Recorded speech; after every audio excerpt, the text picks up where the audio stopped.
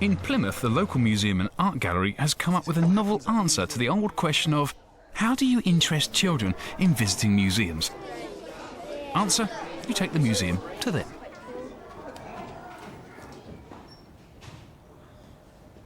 It's Monday morning and Plymouth Museum's transit van is being loaded up. The van will carry over 200 objects, some new, some old, some ancient. This mobility poses a fundamental question for museum staff. What is a museum? A museum is not necessarily a building, it's the collection that's housed within that building, and we take our collections out to schools. The practices within a museum are the care of objects, conservation of objects, the collecting of objects. These are the practices that we try and instill in the children when we visit schools. Everything that happens in a museum, the exhibitions and the design and the care of objects, we take those to schools. Natalia. This week's school visit is to Who Primary. This is Roland, I'm Rob. Okay. When we arrive, the children are involved right from the very first point. They're involved with unloading the van, setting up the display, text and graphics. Careful, because you don't want to disturb. It's as if we're a mini museum arriving at school. This is quite heavy.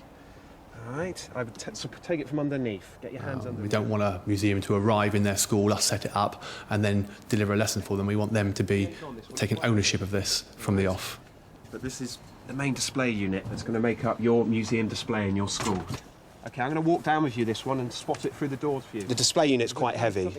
Usually we spot where the unit's going in front of the display, making sure there's no trip hazards on the floor, making sure doors are open, just guiding them through. And that's something that we would do as standard practice anyway in the museum if we're carrying large works of art in and out of the museum space. And then we usually pick Year 6, the stronger children, for the larger units. OK, off you go.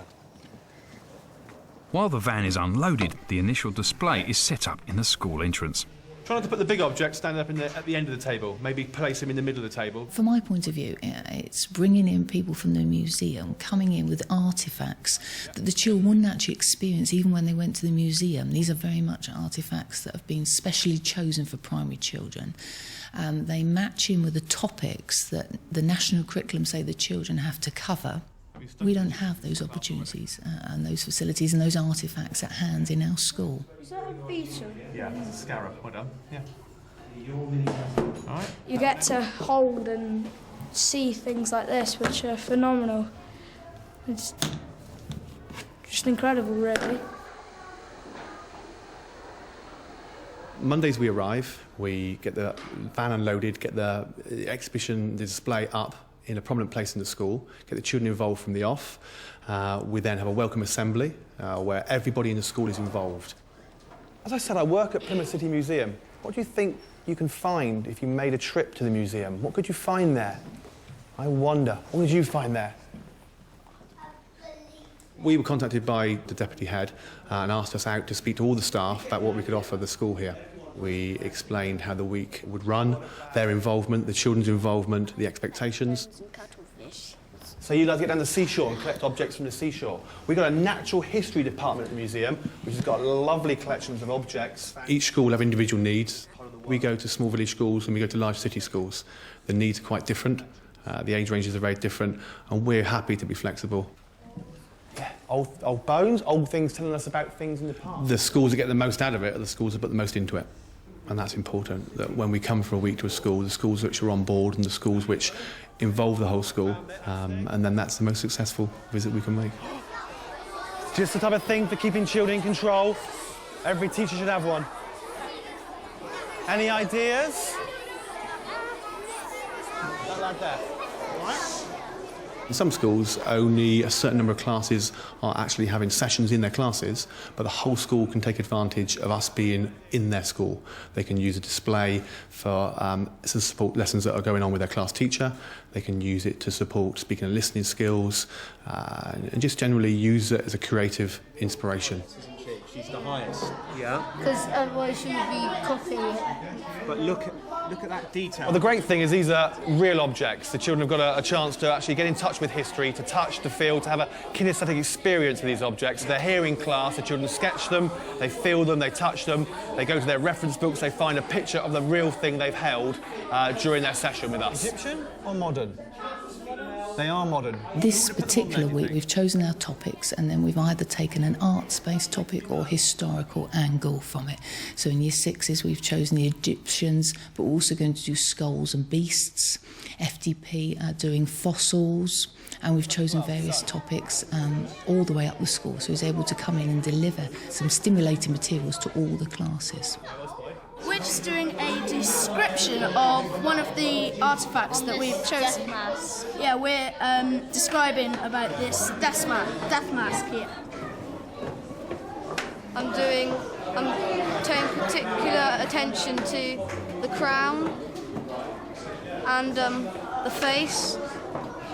It's very rare to be able to have the museum come to your school for a whole week, but it's very common for museums to offer loan boxes to schools. So it's always worth ringing a museum to find out if they do have a loan service, or to find out if they're prepared to lend you objects to help you to support your teaching. Keep these all week, and when you're doing jobs on Museum in Transit, be careful. Well, some children, the very word museum is alien. It's something they cannot relate to or understand. It's something that's traditionally seen as Victorian. So it's a bit of a byword. It's historical based. So for us, Museum in Transit is a key tool, really, for getting into their own environments, of its school, in their community centres, in their libraries, get them familiar with the word museum. The Museum in Transit van and staff have been funded by central government through the Renaissance initiative. Renaissance is a £100 million investment in regional museums in England. It's the first time there's been central government investment in regional museums. It's a programme that's designed to create centres of excellence across the country, and it's centres of excellence that will really improve the facilities and the resources that are available for teachers and pupils. So it is enabling museums to take their collections out to schools and allow children to have this experience of handling objects in their own classrooms. To start off with, there was one member of staff in the education team. Renaissance in the region gave us the opportunity to expand, so we got 5 members of staff, and the time and the resources to research what schools needed and how the museum's resources could best match that need. And that can only be done by building up this sustainable relationship with the school and providing something that is so important and so essential to their curriculum and becomes part of their annual programme or their termly programme that we can't imagine living without it.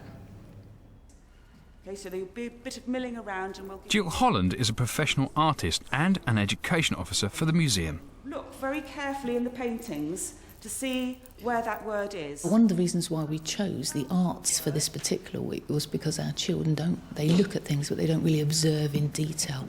And one of the super things that Jill has done today is that she's taken words for the older children and made the children look at the words and take them to the paintings of the landscapes that she offered to them. They had to think about that.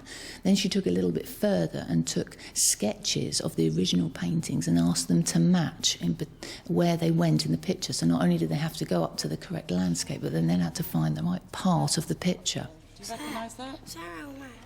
It's very tricky because this is smaller than that. And also said how important it was for them to feel it, with the idea that they then will portray all those feelings back in their own creative work. What do we think about this artist? He must have been, the only reason he must have painted it is because he must have wanted to study it and he must have been very obsessed with it. When you start to look at the shapes... Jill's hope is that the children will be sufficiently enthused to visit the main museum and its gallery. It's much, much bigger in the art gallery, and that's one thing that often people don't realise, how big paintings are. When the children come to the gallery, they're able to see the work in its full glory. They're able to see the brushwork. They're able to see the textures that you're just not aware of when you see it on a printed page. It is just such a different experience. Generally, they're not used to seeing large images. In taking the artworks into the school, I feel that we whet the children's appetite to see more real artworks, to come into a museum and see an art object in the context of a gallery, which is a completely different space than school or home. Yeah, that's it. Well done. For me as an arts coordinator, having Jill in and working in with the children obviously means that we're using someone with particular expertise and particular skills, and that obviously broadens the children's experiences, but equally gives us as teachers perhaps new methods, different ways of working perhaps that we haven't used before. This is one of my favourites. For younger children, the starting point is just learning how to look. It's lovely, isn't it? I wonder how long Jill can make use of a range of resources from the museum's varied collections. You don't like it. No, you don't have to like it. We don't all have to like the same thing. What do we call it when something is you can see not all the way through? We have a mixture of teachers in the school. We have some very experienced teachers who've done a lot of work in this area and have a lot of experience. Skeleton leaf. Translucent. Translucent, that's it. For some of our newly qualified teachers, it's definitely been a bonus. The opportunity to see experts in their field working with the children, to see the way they deliver their particular subject area, is obviously of benefit to them. It gives them new experiences, new teaching ideas, and new ways of delivering learning in the classroom for the children. And they're not the same colour as they would be when they're on the trees. If you look out to the leaves out there, they're very, very bright. The children commented that the fact that some were see-through, the other ones were yellowing, they thought that was nice. That one's like the sunshine, isn't it, then? Yeah. Georgia? It's like a star. Look, Jack. Jack, this is like a star.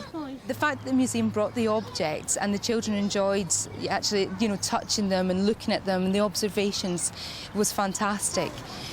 So the ideas and the different materials she's used has given me some suggestions of, the next time we're doing this type of activity.